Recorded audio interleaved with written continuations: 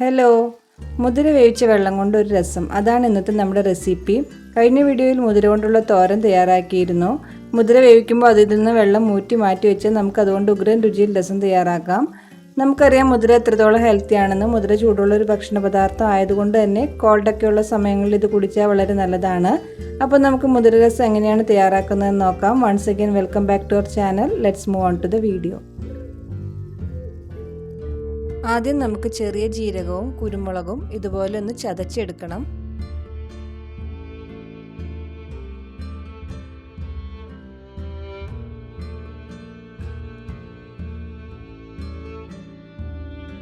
ഇനി ഇത് കോരി മാറ്റിയ ശേഷം ഇതിലേക്ക് വെളുത്തുള്ളിയും പച്ചമുളകും ഇട്ട് അതും കൂടി ഒന്ന് ചതച്ചെടുക്കാം.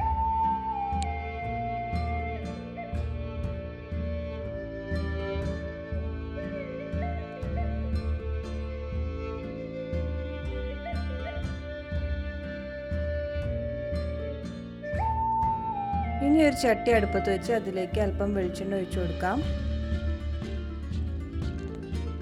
വെളിച്ചെണ്ണ ചൂടാകുമ്പോൾ ഇതിലേക്ക് ചതച്ച് വെച്ച വെളുത്തുള്ളിയും പച്ചമുളകും ചേർത്ത് ഒന്ന് വഴറ്റിയെടുക്കാം.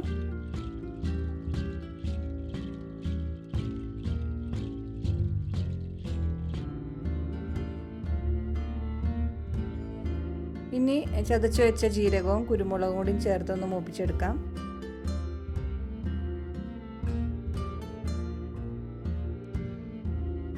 ഈ സമയത്ത് ഇതിലേക്ക് ഉണക്കമുളക് ഇട്ട് കൊടുക്കാം. 2-3 എണ്ണം മതി, ഞാനത് ഇടാൻ വിട്ടുപോയതാണ്.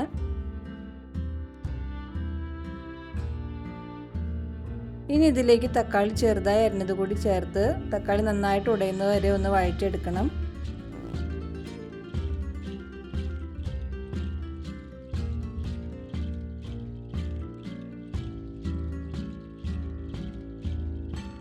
കുറച്ച് കറിവേപ്പില കൂടി ഞാൻ ചേർത്ത് കൊടുക്കുന്നുണ്ട്.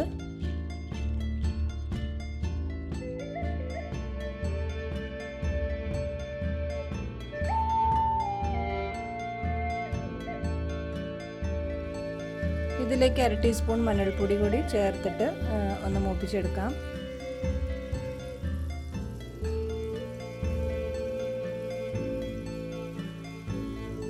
ഒരു നെല്ലിക്ക വലുപ്പത്തിൽ വാളംപുളി എടുത്ത് അല്പം വെള്ളത്തിൽ നല്ലപോലെ പിഴിഞ്ഞെടുത്തതാണിത്. അതുകൂടി ഇതിലേക്ക് ചേർത്ത് കൊടുക്കണം.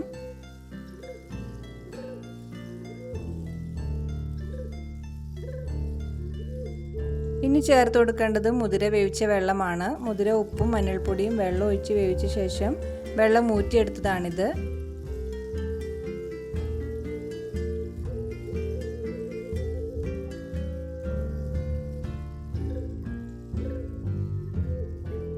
ഇനി ആവശ്യത്തിന് വെള്ളം കൂടി ഇതിലേക്ക് ഒഴിച്ചു കൊടുക്കാം.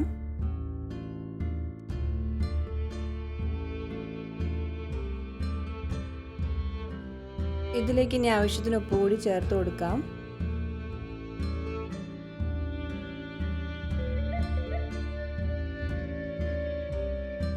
ഇനി ഇത് അധിക നേരം തിളയ്ക്കേണ്ട. ഒന്ന് തിളച്ചു കഴിഞ്ഞാൽ നമുക്കിതിലേക്ക് കായപ്പൊടി കൂടി ചേർത്ത് കൊടുത്ത ശേഷം തീ ഓഫ് ചെയ്യാം.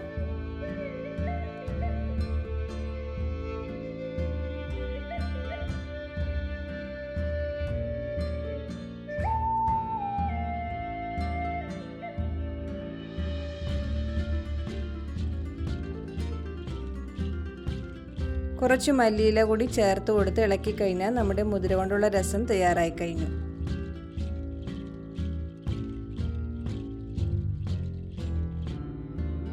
ഇനി രസം വയ്ക്കുമ്പോൾ എല്ലാവരും ഇതുപോലെ ഒന്ന് തയ്യാറാക്കി നോക്കൂ. വീഡിയോ ഇഷ്ടമായാൽ ലൈക്ക് ചെയ്യാനും ഷെയർ ചെയ്യാനും സബ്സ്ക്രൈബ് ചെയ്യാനൊന്നും മറക്കരുത്. അപ്പോൾ ഇനി പുതിയൊരു വീഡിയോയുമായിട്ട് നമുക്ക് വീണ്ടും കാണാം. Till then bye.